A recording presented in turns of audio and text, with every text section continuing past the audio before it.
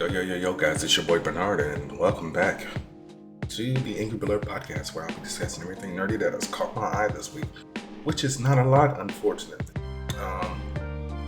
Usually, like around the beginning of summer, that's when the news starts to slow down, like I told you guys before, because it's either SDCC or NYCC, which is happening in the middle of June. I would have to double check, but I will never go because I'm poor.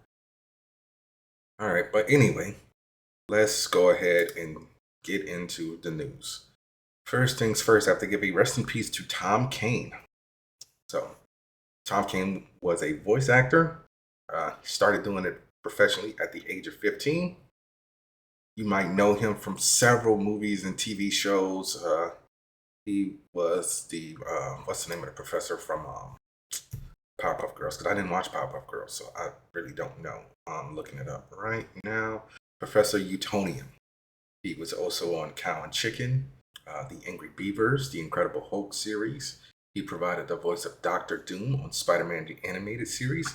He provided the voice of Bill Clinton on Duckman. He was also on the Iron Man animated series from 95 to 96, The Phantom 2040, which I did not watch. I Am Weasel, Wild Thornberrys, Johnny Bravo, Totally Spies, Kim Possible, codename Kids Next Door, Star Wars The Clone Wars, he was Yoda. I believe he was also narrator. He was also Admiral Yularen. Did the voice of Qui-Gon Jinn and Yoda in Lego Star Wars The Skywalker Saga. Also Admiral Akbar.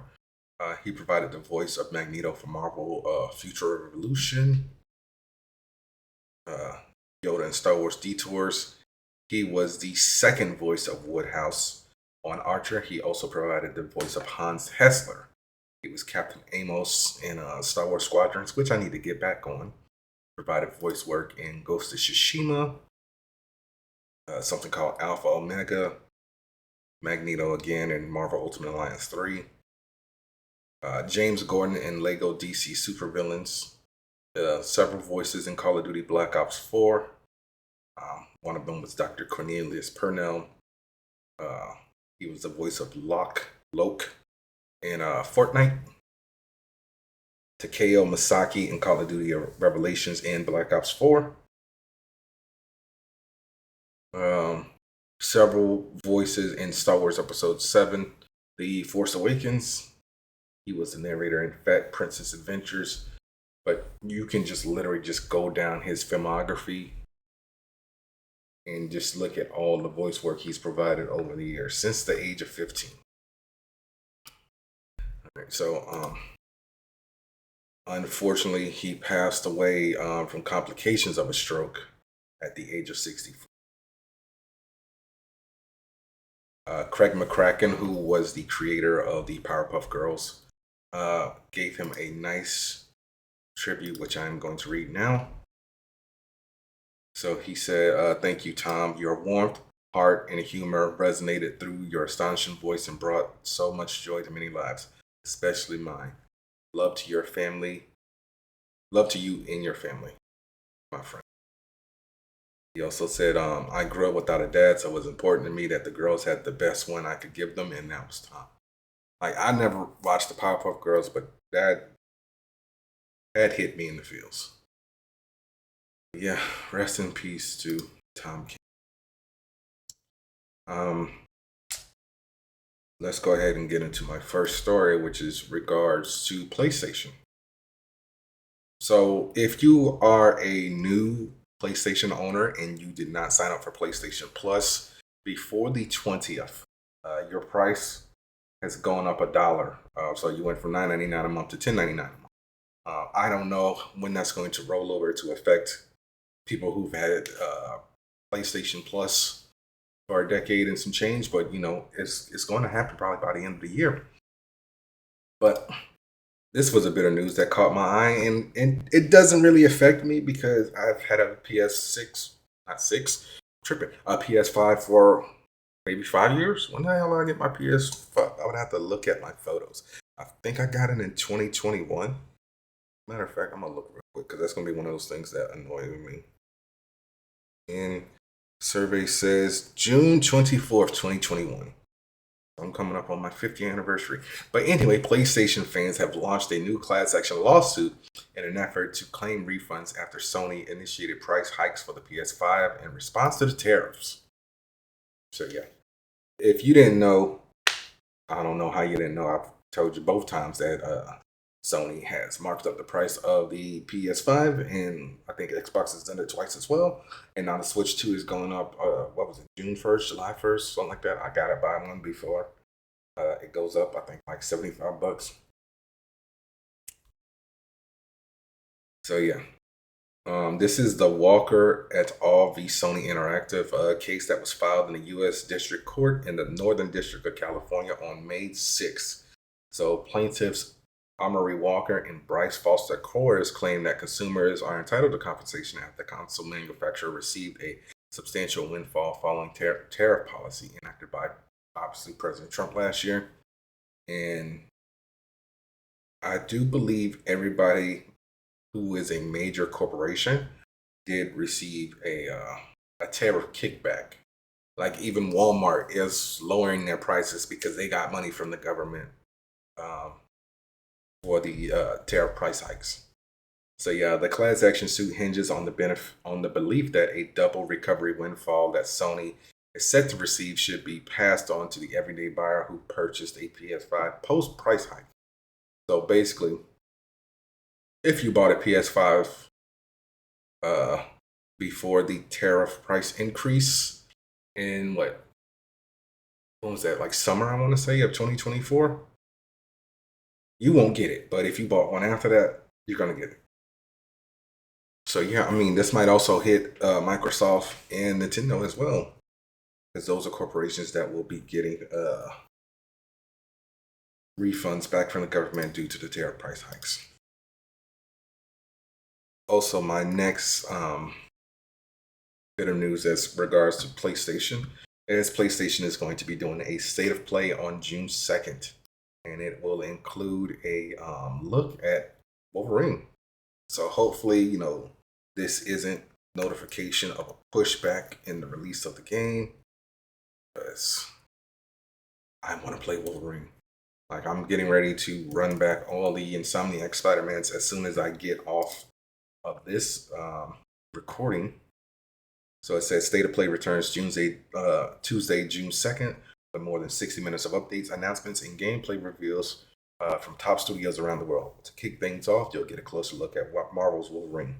Insomniac Games will share more from its upcoming third-person interactive adventure game showing Logan's brutal and relentless combat, along with some new details. This all-new take on the comic legend launches on PlayStation 5 September 15th. So hopefully that date stays consistent. Yeah. So June 2nd. I didn't give you guys a time. So Pacific time, 2 p.m.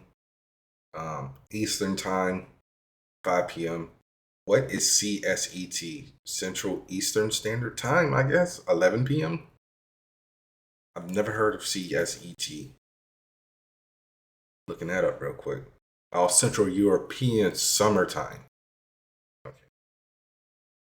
All right. My next story is in regards to Michael Tyson Jackson. So Lionsgate has confirmed that they are working hard on development for Michael 2. The president of Lionsgate said, "We are very confident that we've got an incredibly entertaining movie that will appeal once again to a global audience as pieces come together." So that's good news. The thing is, I want this Michael movie to also go into the business side. I mean, we stopped at 88, like right at the beginning of the bad tour at Wembley Stadium. So unless we get some flashbacks of like him buying the ATV publishing and basically becoming like one of the most financial artists in music history, then I don't know how I'm gonna feel about it, because I believe I gave Michael an 8 just because they didn't like touch on that stuff. Like we didn't really need to see Bubbles. Everybody knows about Bubbles.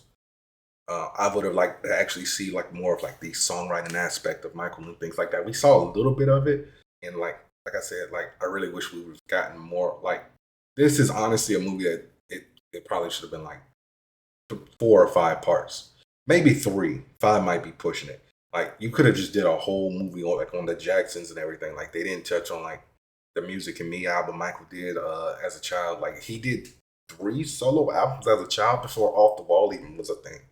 Didn't touch on any of that at all. But yeah. And obviously the Diana Ross stuff got cut because, we all know who Dirty Diana's about. All right. Anyway, that's, me being messy. My next story is in regards to what kind of dog is Scooby Doo? A Doberman? There's a Scooby Doo anime coming out. I gotta look this up because it's gonna bug me. I just realized I did not unhook the landline. Great Dane. Can't believe I said Doberman, and I knew that. So yeah, Scooby Doo is getting an anime series that's coming to Tubi. Matthew Lillard and Frank Welker are going to be coming back. So if you've been living under a rock for like what 21 years, Matthew Lillard played Shaggy in a live-action Scooby Doo, and he reprised his role as Shaggy on one of the animated series. I can't remember which one. And Frank Welker, who is also Megatron. He was also I cannot remember the name of the guy who Thaddeus killed in Invincible. He was Megatron. He was the original voice of Scooby Doo.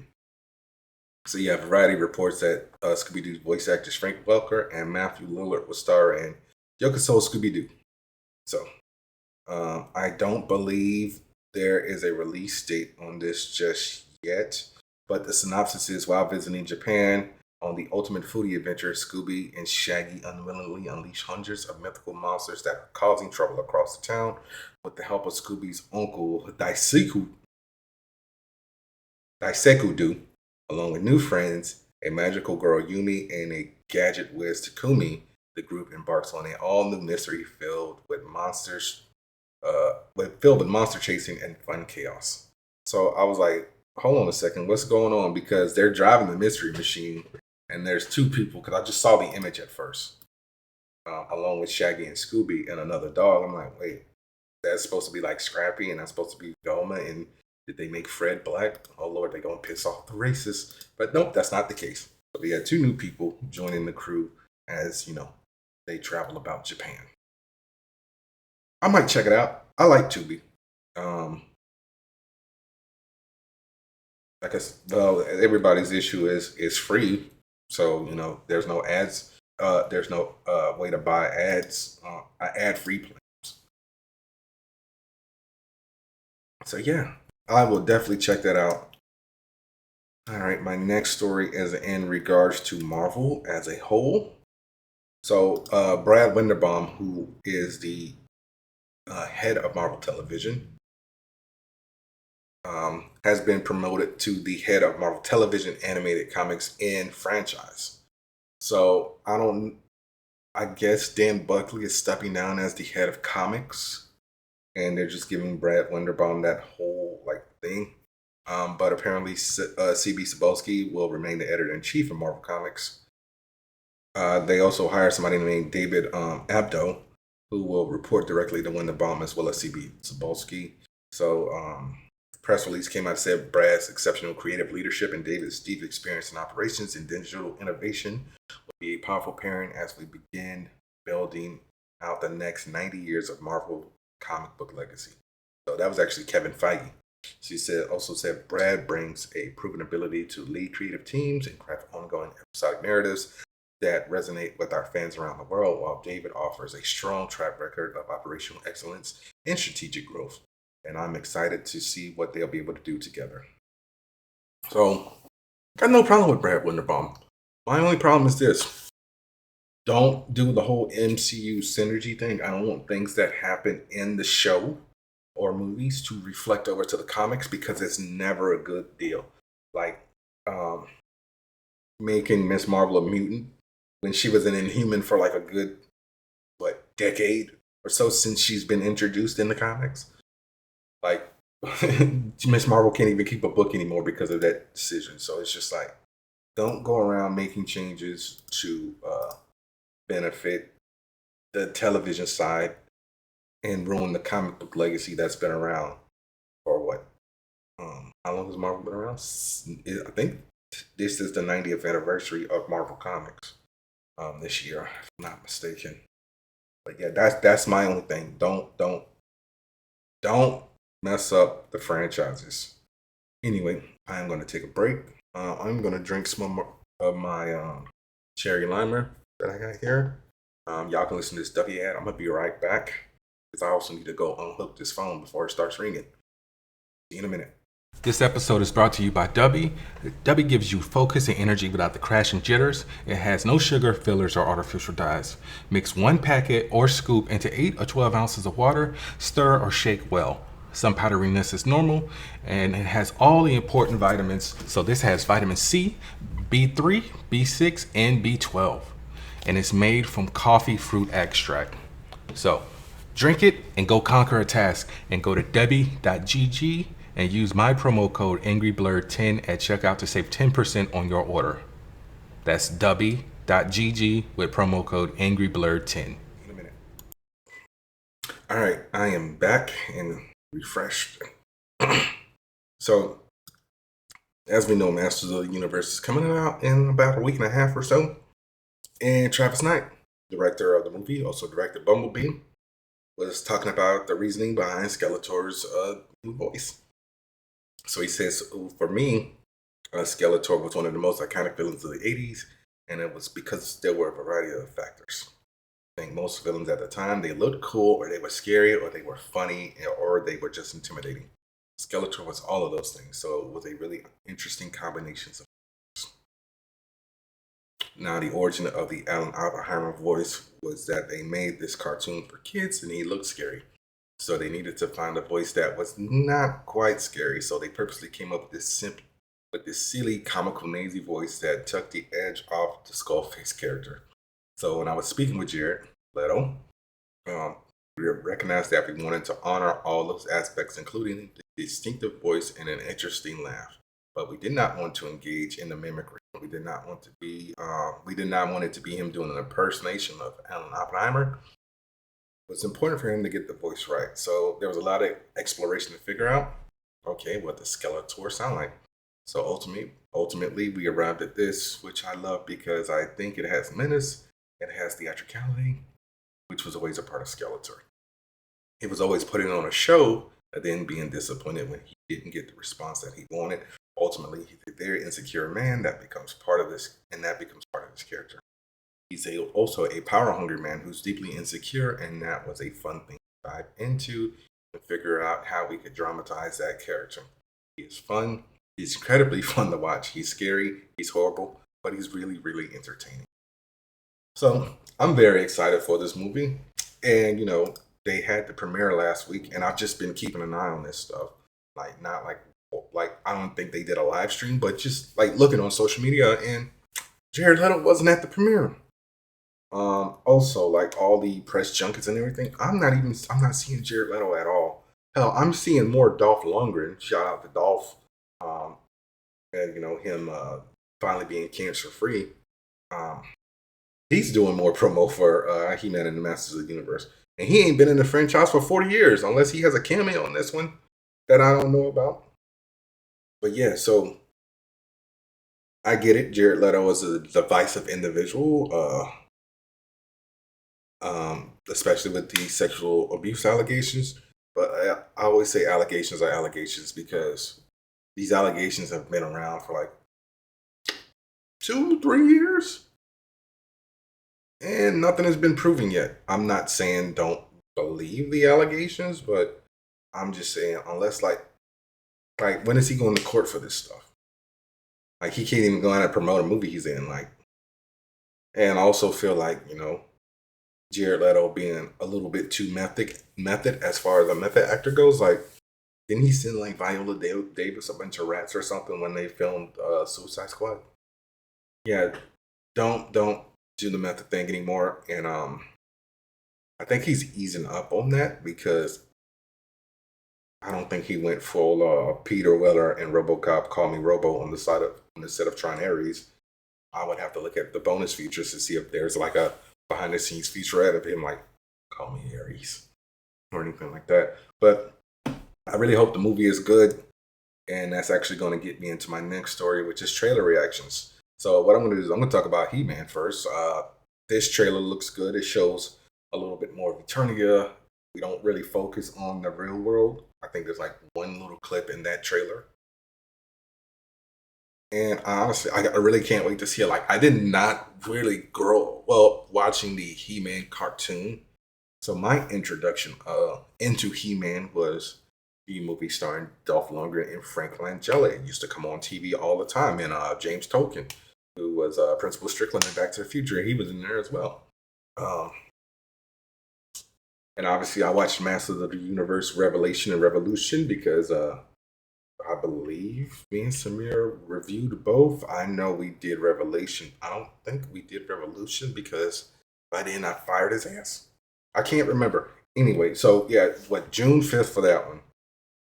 All right, Stewart fails to save the universe. This trailer actually dropped like almost 2 weeks ago. So it's more like a dramedy, if anything, based off of what I've seen. Like, it is not the traditional sitcom filmed in front of a live studio audience, which the only time I've ever seen this happen, and I still don't get why this is considered a sitcom. I guess because of the runtime, The Bear. Um, so yeah, there's a rift in space and time, and I guess Stewart from an alternate universe comes to try to help this Stewart like keep his universe intact because the one that he's from, like Barry Kripke, is like a dictator and everything like that. It looks like The Walking Dead and Terminator are all mixed into one, and it looks very entertaining. There was no release date on the trailer for that one, so I will definitely be keeping an eye out for it. It airs on HBO Max, and I really hope everybody watches it because I can't do the flashback Big Bang Theory stuff. So like, I tried to watch Young Sheldon. I think I got like past season 2. It wasn't for me. Definitely not watching George and Mandy's first marriage. Like, I get it. Young Sheldon was on for like 7, 8 years, so everyone liked Little George and Mandy, and so that's where that show came from. But honestly, I don't care about George Cooper. That might be the name of the episode. Write that before I forget, because sometimes I say these, like I told you guys before, and have to like try to remember what the hell I said. But yeah, so no release date on that. Um, Lanterns. We got a second trailer. Looks entertaining. I really felt like this trailer was more or less a quit bitching to the fans because they're like, "Oh, you want some green? Here's some green. God damn it!" So we got to see Hal use the ring. As I told you guys before, I think it was last week, 2 weeks ago. Um, this show takes place in both 2016 and 2026. It looks like Hal is getting ready to retire because he's training John, as opposed to the way it happened in the books. Hal might have been dead or something. I can't remember. That was like in the 70s. But um, is Hal publicly known as Green Lantern? Because John's watching Hal on TV as a child, no mask or nothing. And he's being interviewed, and they ask him, like, what's the one thing that's required for the job? And he says, have no fear, or don't be afraid, something like that. And that seems to be the thing with this whole, looks like, murder. And because, like, someone got injected, John got injected with, like, some yellow stuff. And I'm like, Parallax? Maybe? I don't know. But we did get a look at Guy Gardner. So what? Mid-August for Lanterns. What other trailer was there? Oh, Vought Rising. Didn't really show much, but it does look entertaining.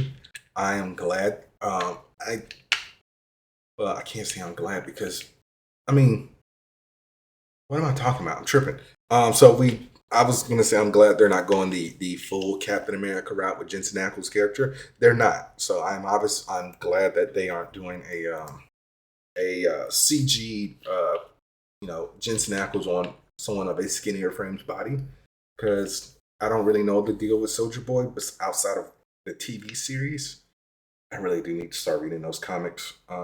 It's like 99 issues or something like that. I can probably burn that out in like a week. But yeah, it looks good.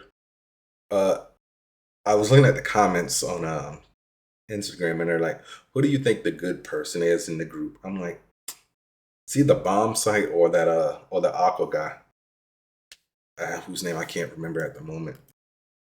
But yeah, so that looks good. Also, we got a final trailer for Spider-Man Noir. Um, I'm going to review it. I'm still upset about the Ben Riley name change, even though that is my favorite clone. But he is a clone. Spider-Man Noir is not a clone. He's Peter Parker. So, and the reasoning why the name change from the showrunner was just dumb. I can't even remember what the hell he said.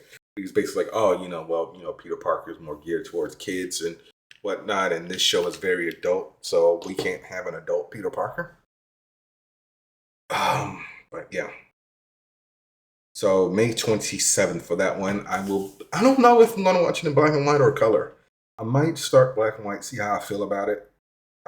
Because I am also one of the people, like when The Walking Dead came out, I demanded that the show be released in black and white because the comic was released in black and white. They just started like 2 years ago releasing that comic in color. And it's all reprints, so it really doesn't matter. My next story, Halloween Horror Nights. Is anybody going to Halloween Horror Nights in Orlando? If so, if you are listening to the sound of my voice, please let me know because one of the houses they revealed will be Sinners. So yeah, so they said that guests can expect music, magic, card tricks, and frights.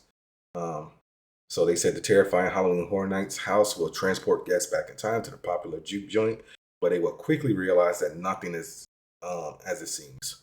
When a nefarious red-eyed vampire, when nefarious red-eyed vampires Remick, Bert, and Joan appear with their insatiable hunger as they attempt to evade. Wait, what? Okay. As they attempt to evade the vampires at every turn, fans will encounter some of their favorite characters lifted straight from the film, including Sammy, Mary, Annie, Perline, and Cornbread, caught in a deadly struggle between Twin Smoke and Stack and the bloodthirsty vampires.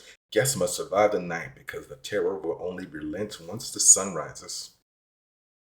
So yeah, no idea on what any of the other houses are going to be, but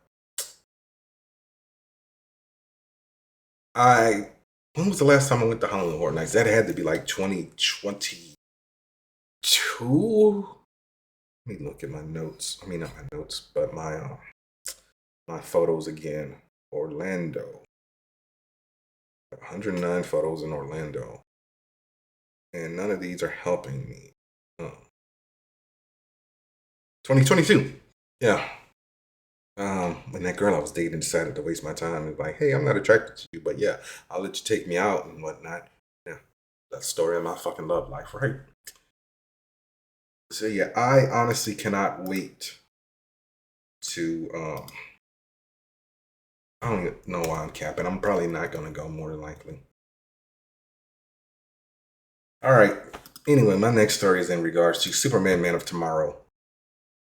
Supergirl will return after her foray into her own movie. Peter Safran confirmed that Millie Alcock will return in Man of Tomorrow, adding that the character plays a major part in what we're doing at the DCU going forward. So I know this movie is very Brainiac centric. My thing is this: are we doing the adaptation of the Jeff Johns Superman? I think it's called Brainiac.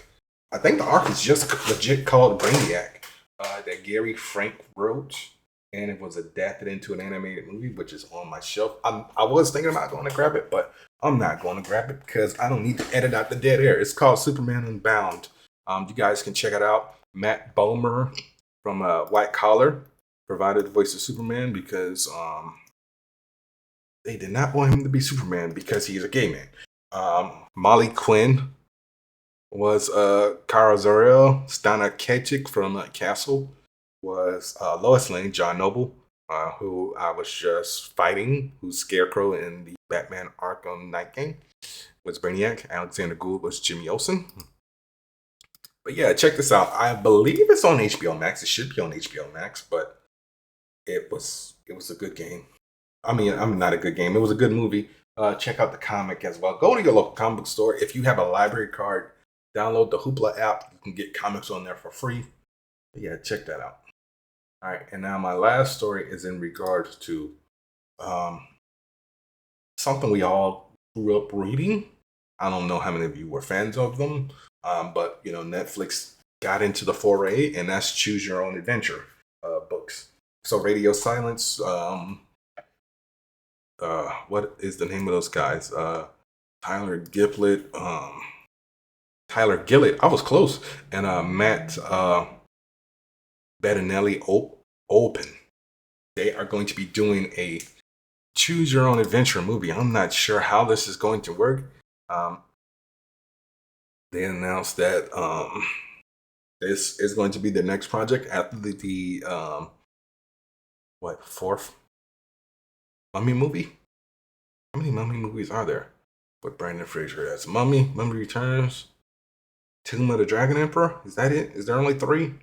But yeah, so they said that they're going to be working on this. So don't know what the movie is going to be about, but all we know is that it will be written by Tom Bissell, who worked on several video game scripts, including Gears of War, Uncharted, and he co-wrote the book The Disaster Artist, which was obviously turned into a movie starring James Franco and Seth Rogen. It was Seth Rogen, right? I can never remember. It's been a minute since I've seen The Disaster Artist. I'm gonna look this up. Once again, it's one of those things that's gonna be bugging me. I don't feel like it was Seth Rogen.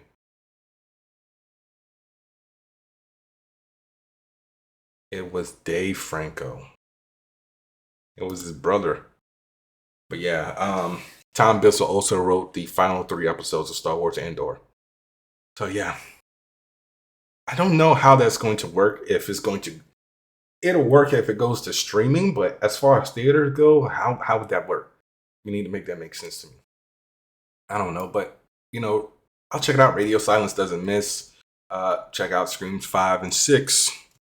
Ready or Not 1 and 2, and obviously the Mummy part 5, 4, whenever it comes out. They also did VHS, Devil's Due, Southbound, Phobias, VHS 94, 99, and 85.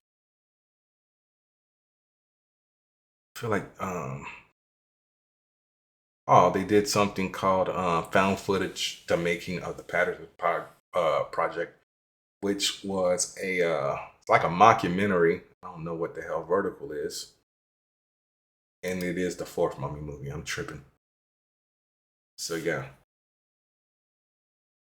All right, I am going to go ahead and cue up my spoiler alerts because I have no more stories. Like I said, that slow week. I'm sorry. I tried. I was looking all day and like for the past week. Anyway, let's go ahead and talk about episode 8 of the final season of The Boys, Blood and Bone, directed by Phil Segresi, written by Judalina Nera and Dave Reed.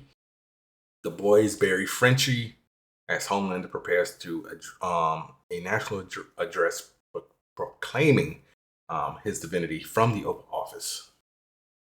Sister Sage provokes Kimiko into testing out the new power on her. Now Sage is dumber than a rock, and she is going to go to Harry Potter Land, which pissed me off. Why can't you just say Wizarding World? So that she leaves the boys after they come up with a plan to basically break into the White House. They actually get caught, but then Ashley decides to grow conscious and helps them. So Annie ends up fighting the Deep, while Huey and Mother's Milk fight Old Father. They actually take out Old Father with a almost said an anal bead, with a new ball gag that Ashley got for him that's made out of titanium that even he can't use his powers on. And he tried and basically ended up like Black Bolt and Doctor Strange in the Multiverse of Madness, blowing his head up. So Butcher and Kimiko end up fighting Homelander. Annie and the Deep actually fight near a beach. She actually tries to reason with him, but he's like, "My life has been ruined ever since you came here, and blah, blah, blah. You ruined everything, you stupid little bitch." And runs at her, and he gets shot in the ocean. And then, remember what Samuel Jackson told him last week? You step 1 foot in a lake puddle, a river, that's your ass. And literally, that was his ass. He got killed by an octopus.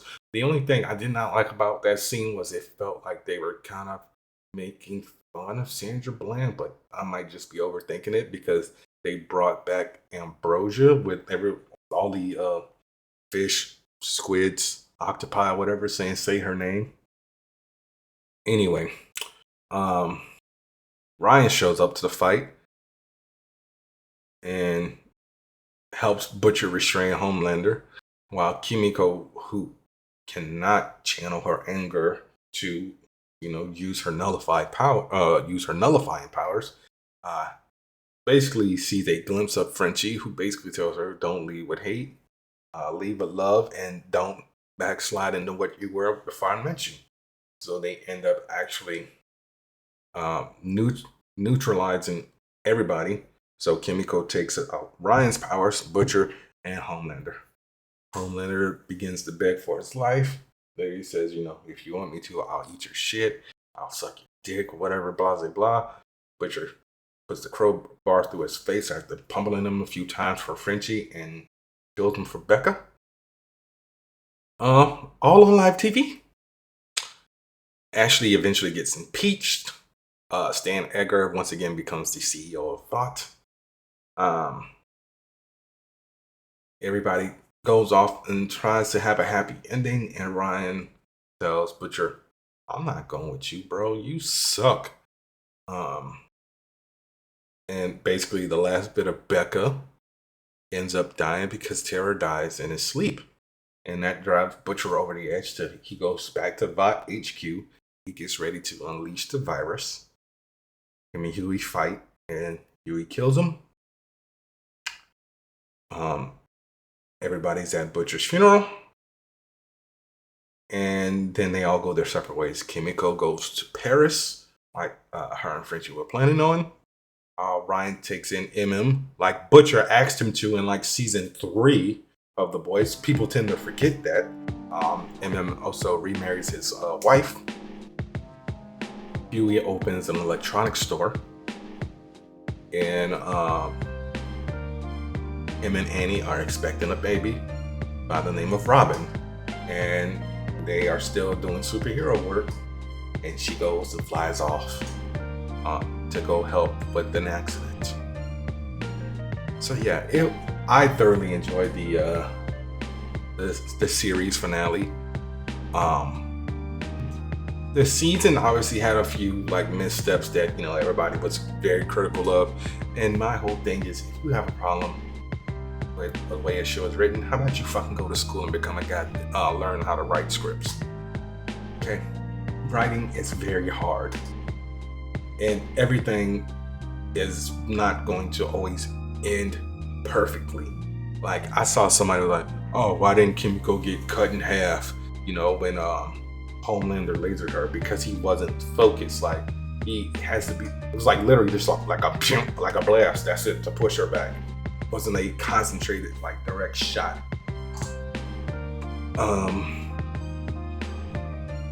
This finale makes me wonder what's going to happen with Vought Rising. Is it going to be like a present day show with a lot of flashbacks, or like will the first season end with like Soldier Boy waking up? Like, we're gonna see him obviously frozen, preserved or whatever. And so that's what I want to know. Like, is he gonna wake up like, "Where's that little shit?" And like, "Oh, he's dead. You work for me now." And then he thinks back on all the decisions that got him here from 1950 to 2027, whenever Vought Rising or The Boys Mexico comes out. I do wish Jordan and Marie would have done more, but I felt like they could have like spread them out or something, or did a little bit more. It was good to see like everybody in Gen V. I don't think they showed Sam though. Sam might have been the only one that wasn't there, because Marie was there, Jordan, Kate. I don't think Kate. Emma was there, not Kate. So Sam and Kate weren't there. So I don't know where they were. But all in all, thoroughly enjoyed the show. So The season gets a 9. The series overall gets a 10. This episode is also a 10 for me. So yeah, that's that, guys. No more boys until 2027. Like I said, everybody, I saw. Shout out to the Midnight Boys podcast I listened to. They had a whole discussion. They turned it into a clip. I'll probably splice it here, where they're talking about the fact that Annie and Huey named their daughter Robin. And I'm like, I get it, because if it wasn't for what happened with Robin, those two would have never met. He would have still been Robin, like working at the electronics store or whatever. It is a little bit crazy to name your newborn child after your ex, but circumstances, I get it. And it really all depends on the circumstance to me. Like, I really don't think anybody, if I ever do get married, would be cool with me naming my daughter Penny, because then I'm gonna have to go into the full explanation. Like, if I ever do get married, I'm pretty sure I'll explain all that trauma and whatnot. But yeah, I got no more talking. I'm rambling at this point, guys. I'll see y'all next week. That was another episode of the Angry Blur podcast. Be sure to rate, review, subscribe. Tell a friend to tell a friend. Go to w.gg. Use my promo code AngryBlur10 at checkout to save 10% on your order. Next week, Spider-Man Noir. Don't know if they're doing weekly drops, right? I don't know if they're doing a 2-episode drop or if it's just gonna be the first episode.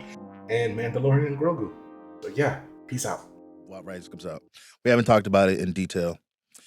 Can you name your kid after your ex? Is that a thing? Guys, yes. Is that fully disclosed? I think you can do it if you're white. Oh. Yeah. There's no black lady in the world that I know that is going to go for that. Okay. At least knowingly. Knowingly, it's a foul. No. What I'm saying is, like, if that's not disclosed to them, I'm like, oh, hey, the reason I'm picking this name is because of this woman. Well, so what I you're would saying never is, even dare. Yeah, you're not even gonna try. Right. I would never. Hey, okay, that's what you're saying. My ex that was that started us on this whole sweetie, journey. I just think you're pregnant, and we know it's a girl. We know it's a sell girl. this. Yeah. This is a thought that I had. This is a thought that I had. Right. I thought that maybe it would be a sweet remembrance or tribute to name our child after my ex-girlfriend who was tragically. You're what? So we only met because of God. Man. We met because God wanted us to meet, just like God wanted your little ex-girlfriend to die. Okay? Her name's not going to reign in my house. Take that to your diary. We're naming this girl Lakeitha. Is that a fact? Okay. I'm talking about my people. Okay. Yeah. That's crazy. That's it. Pocket watching. Hey, I don't. That's the way. That's not happening. That's not. It would going never down even like that. cross my mind to try. Yeah, you're gonna get fucked right in the butt. You're not gonna. No, that's not happening. Just like the D. It doesn't matter. Like, it doesn't matter who. It's not happening. I dated a girl once whose dad did do that though. Did he? Named his daughter after his ex? How'd that go for him? I mean, they were divorced. What? That's like the standard behavior. It's really bold of Huey to. I mean, I would assume that was Huey. He's like, hey, babe, like the reason we met, the reason this whole thing is here is because A-Train, Robin was out on the sidewalk and A-Train, ran through her. He forgave A-Train in a way where I was like, all right, man, you can't become friends with A-Train when he's the soup that killed your old girl. So they pieced friends it up. yeah. But I mean, to be fair though, like I think part of that is like you do want to name the character or give that baby's name some meaning. He could have named him after his own dad, right? Who passed away. Butcherette.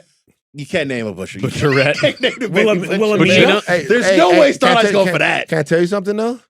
If the child's name would have been Billy, it would have hit harder.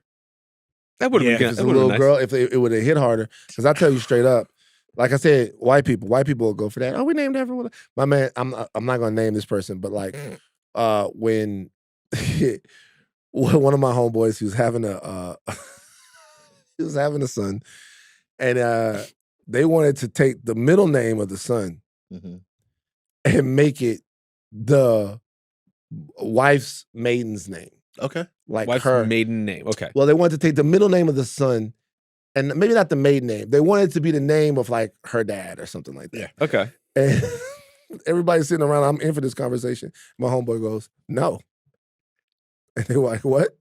A nigga name not raining in my house."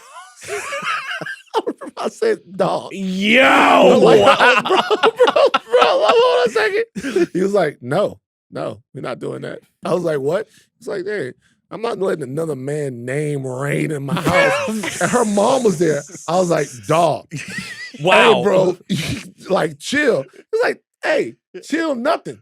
It's my son. Ain't nobody name about to rain in my house." Rain in my house like, is crazy. It is, bro. I'm telling you, it was one of those moments where I was both trying to put the fire out, but also Egg it on a little bit. laughing. Like, this nigga was super fucking mad. He's like, "That nigga," and by the way, then looks at her and her mother and goes, "Hey, you know what? Now guess what? It's my name. How about that? That's the name of the kid. My name. Blank, blank, blank, the second.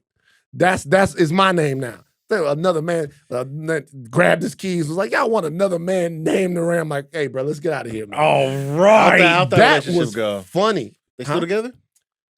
No, but it's all very functional. So, Okay, good. all right. Hey, yeah, It's we love all that. very We functional. love works, it that. works. Hell That yeah. was funny. That was Hell funny. They yeah. gonna get mad when they. All right, we gonna get to nerd news.